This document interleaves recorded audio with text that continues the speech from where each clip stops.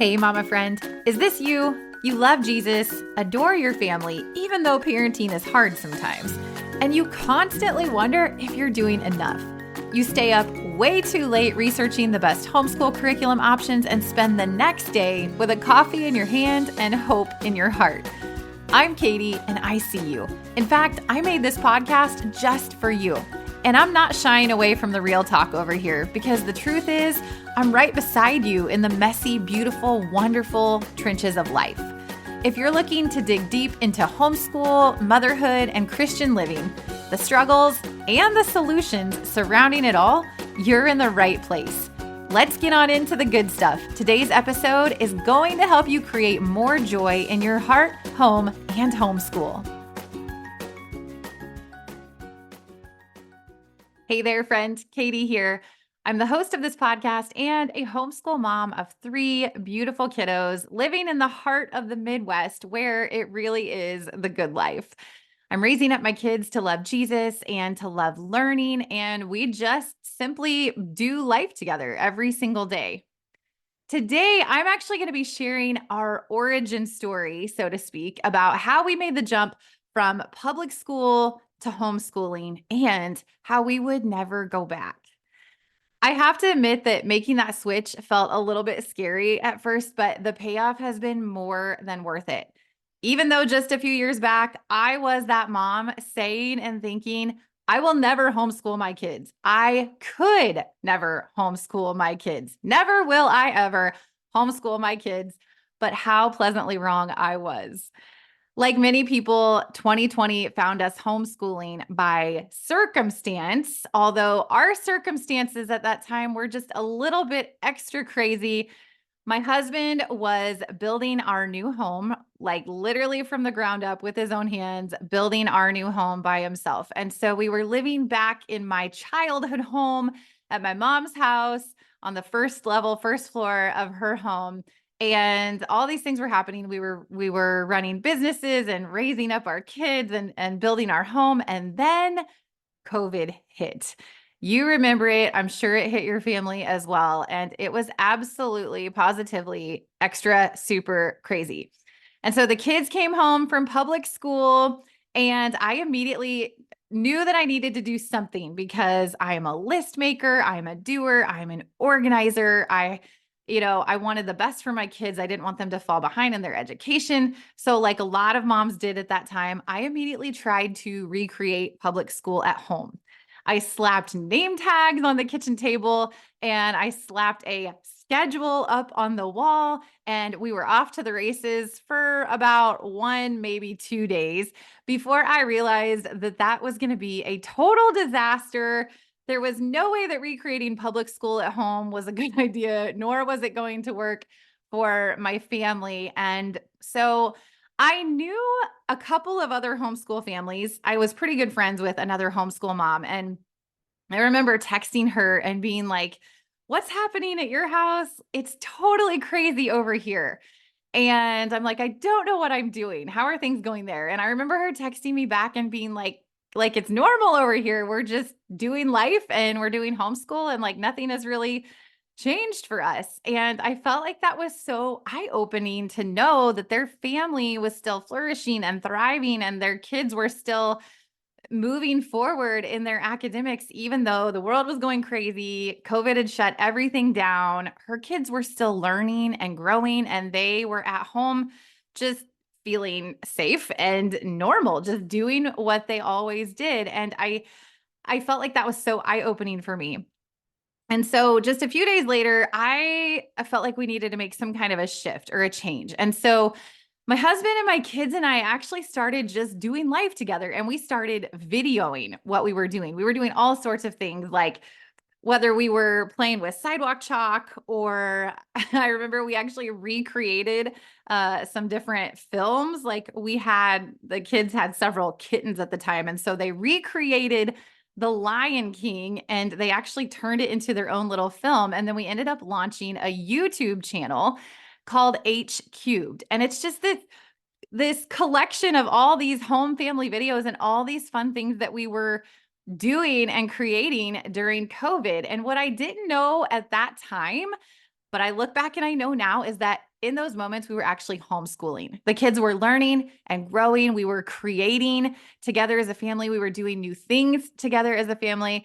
And we were spending such intentional time together as a family, just living and learning and then recording and making these videos about it. And it was so much fun. And I honestly look back on that time so fondly. It's funny to say, sort of funny to say, that the COVID era was some of the best moments of my family's life. And it was so very eye-opening for me. And we grew in so many ways.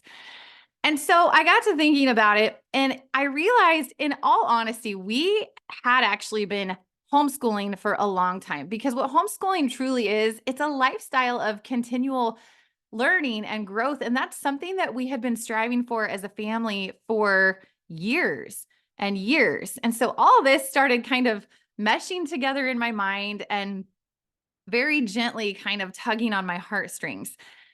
Still, when the next school year rolled around, I sent my kids back to public school for 2 more years, because even though all these thoughts about homeschool were swirling in my mind, I still thought that I couldn't do homeschool, that I was not capable, that I was not qualified, that I was not equipped or able to teach my children.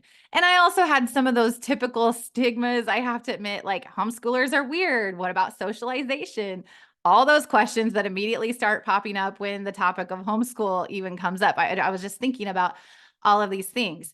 Yet, as my kids were back in public school for those 2 years, more and more things were happening within the public school system that were making me feel really uneasy.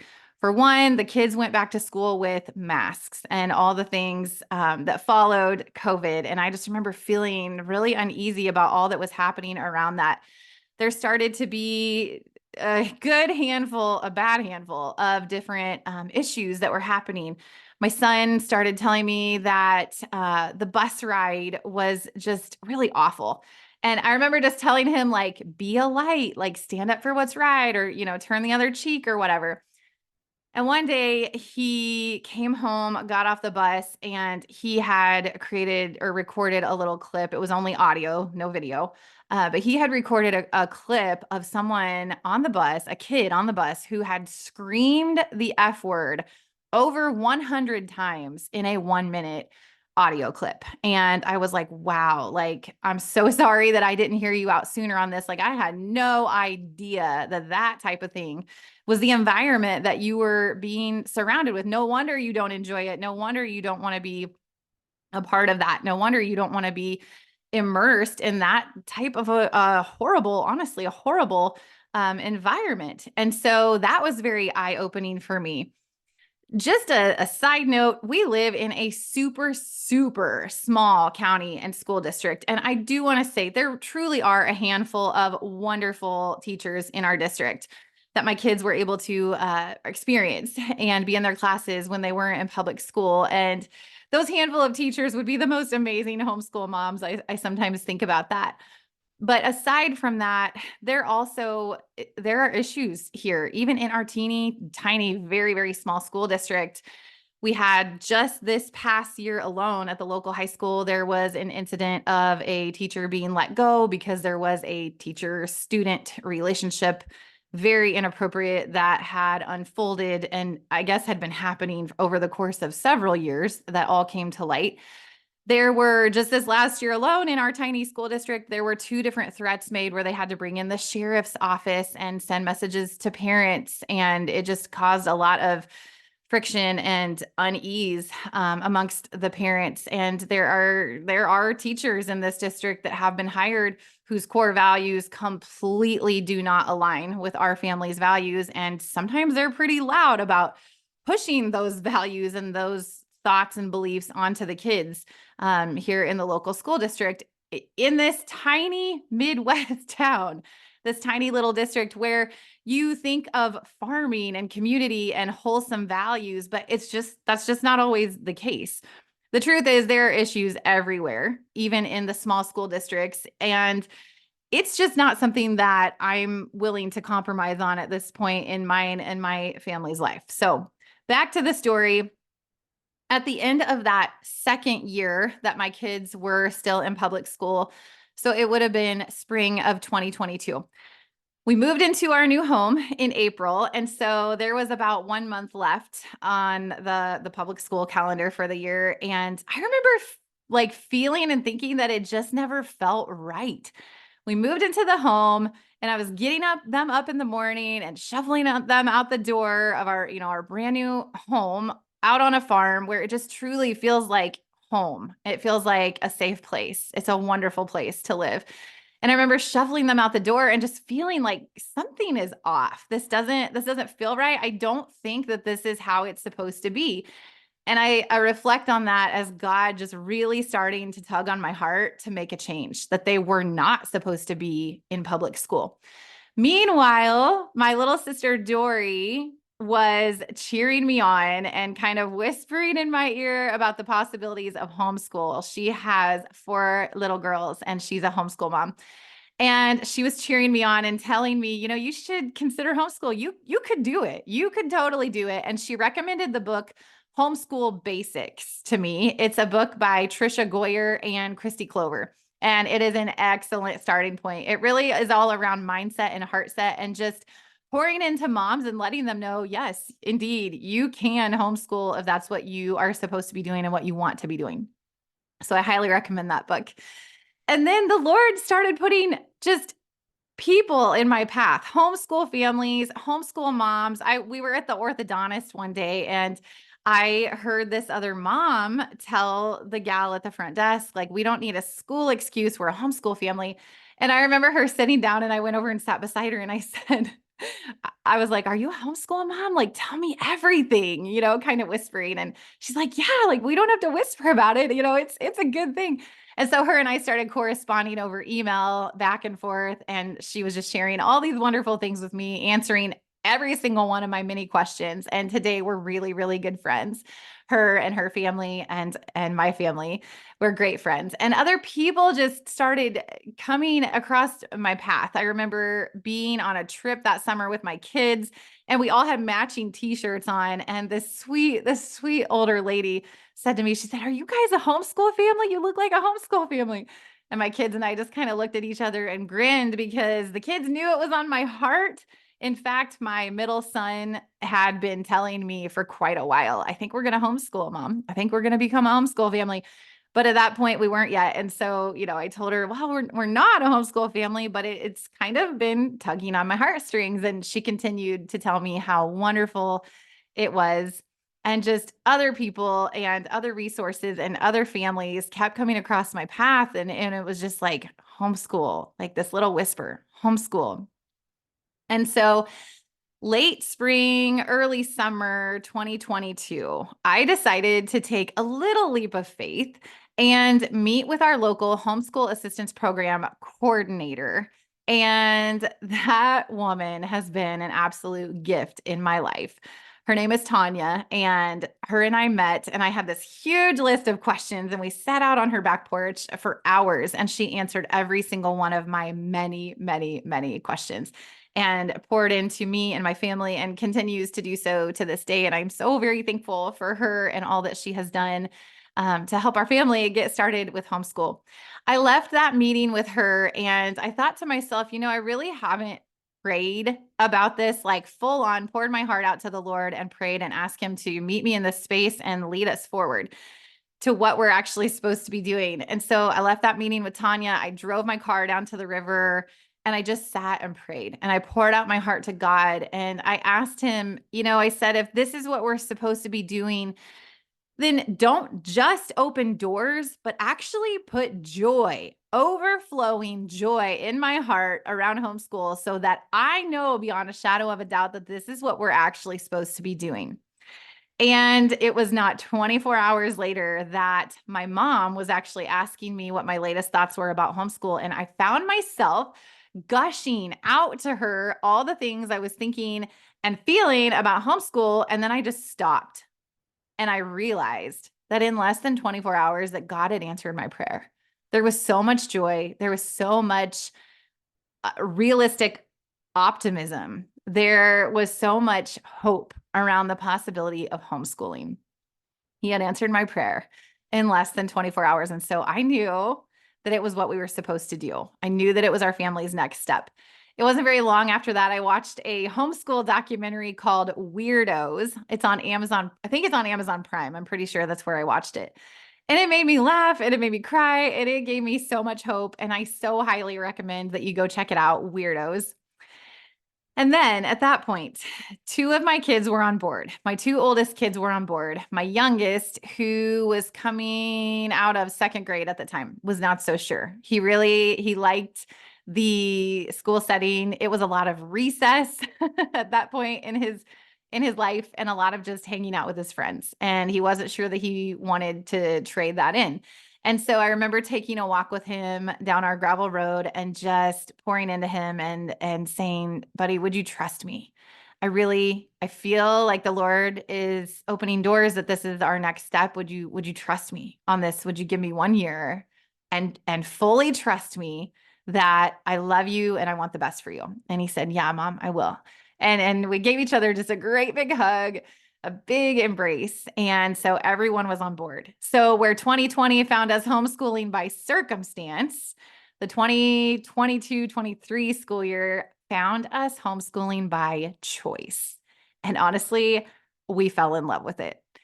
In some ways, it was what I expected, but in a lot of ways, my expectations and everything I thought about homeschool, those things were completely shattered. For one, I spent way too many nights staying up until 2 a.m., 3 a.m. and researching. I got to check the boxes and do it all perfect and make sure it's all right. So I'm like researching and researching, looking for the perfect curriculum and all these things till 2 and 3 a.m. for days on end. And it turns out that curriculum is important. It truly is important, but it really is not the most important thing. And in all honesty, I learned the most about curriculum by just getting my hands on different curriculum and working through it to see what the best fit for our family was. In short, the short version of that is that our family, we are eclectic homeschoolers, which means that we love piecing our curriculum together and utilizing different companies and different homeschooling styles. And I actually put together a free curriculum guide that you can utilize if you don't want to spend hours on end till 2 a.m.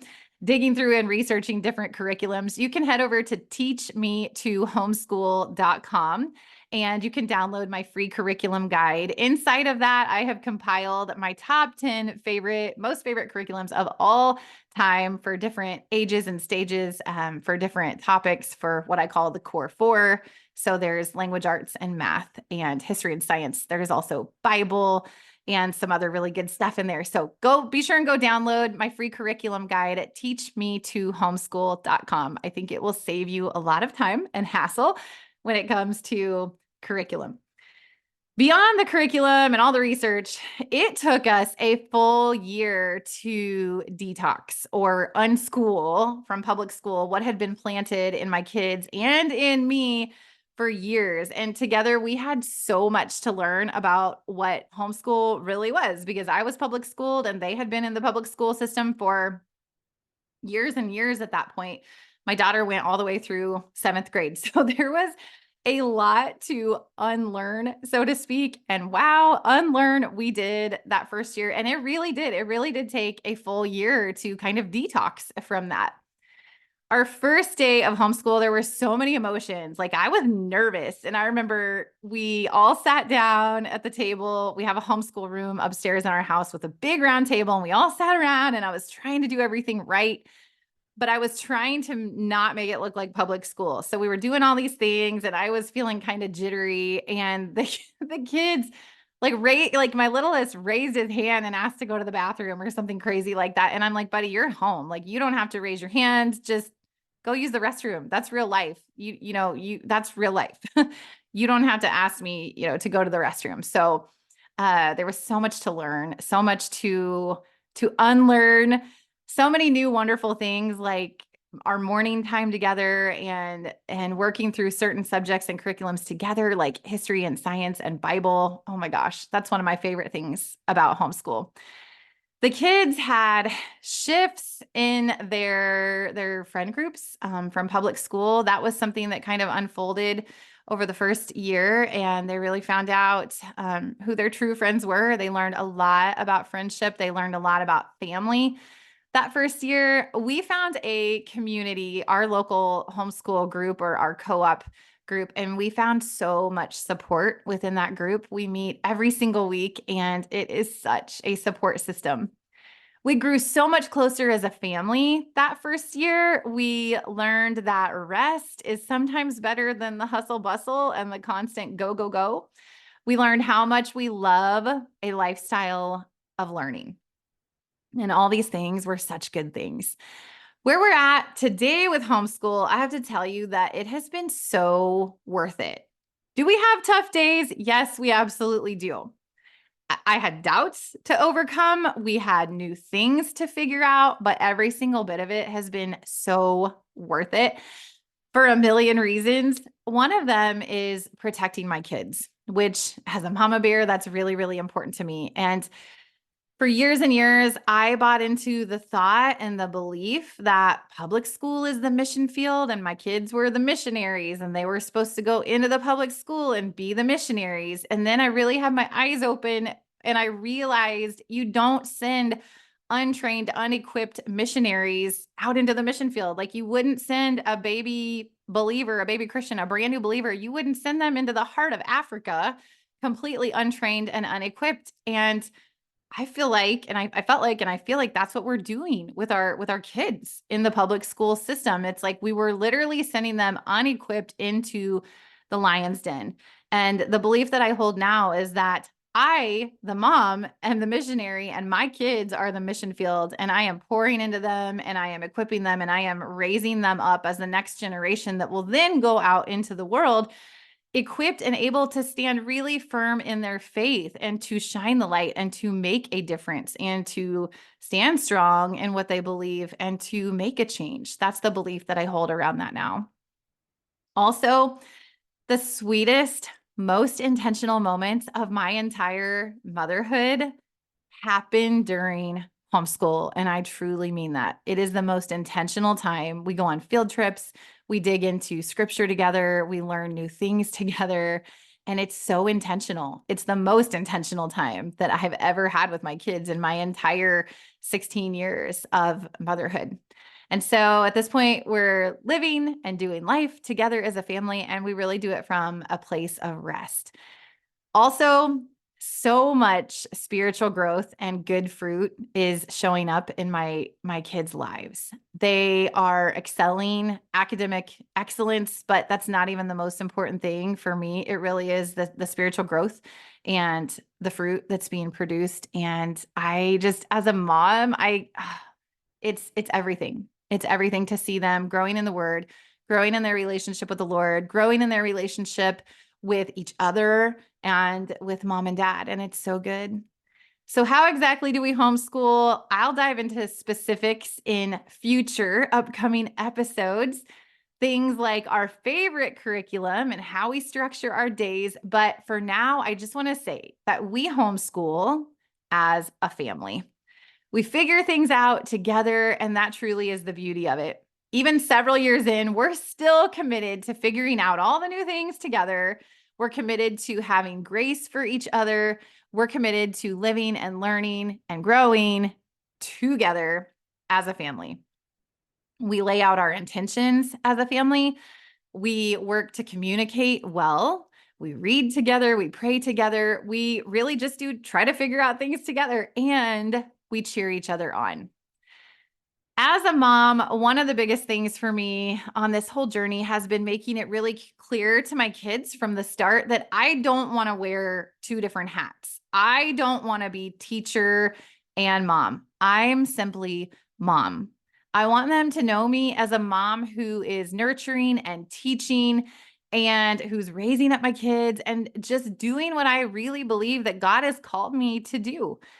I adore being the mom to my kids. They really are such good kids. Like I was walking through the house yesterday, just thinking about and realizing because sometimes I can be hard on them. Sometimes I set the expectations really high, but I just was realizing truly how great and wonderful of kids that I have and what a privilege and blessing and honor that is as a mom to be raising up good kids. We do have hard days sometimes, But for every hard day, we truly do have a handful of great days. And we're all of the understanding, again, that we're in this together as a family and that it really takes all of us doing our part and giving and receiving grace to make it all work. As a family, we support each other, and support is absolutely huge when it comes to homeschooling. Like, it's a key to homeschooling success. We're so grateful to have a supportive community that we plug into. Homeschool moms and families absolutely need support. I cannot stress that enough. They need support along the journey. And so I want to let you know that I would love to be a support for you, my sweet mama friend. You can follow our journey on social media. You can stay plugged into the podcast. And don't forget to check out that website that I mentioned earlier, teachme2homeschool.com. And you can find all the ways that I can help you over there at that website, teachme2homeschool.com. I'll wrap up today by saying, do I wish we had started homeschooling earlier? In a lot of ways, yes, I do. But I'm also really, really thankful for the perspective that we've gained throughout our journey, because we've had the opportunity to see the good, the not so good, and the realities of both public school and homeschooling. And we trust that it was all in the Lord's timing. And we're tremendously thankful for where we are at right now. And we're always believing that the best is yet to come. Let me encourage you with the scripture that's the foundation of our homeschool. It's Colossians 3:23 and 24. And it says, whatever you do, do it from the heart as something done for the Lord and not for people, knowing that you will receive the reward of an inheritance from the Lord. You serve the Lord Christ. Mama, whatever your role is in your family and in your home and in your homeschool, I encourage you to do whatever you do with diligence and excellence, and to do it all for the glory of God. And I want you to know that you are seen, that you are loved, and that what you do is important.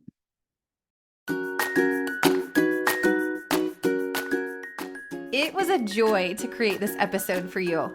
If you love the show, be sure to subscribe, review, and share it. Subscribe so you don't miss any episodes. Leave a review to help more mamas find the show, and share the podcast with a friend, someone you know who wants to create more joy in her heart, home, and homeschool. I love meeting up with you here on the podcast, sweet friend. I'll see you next time.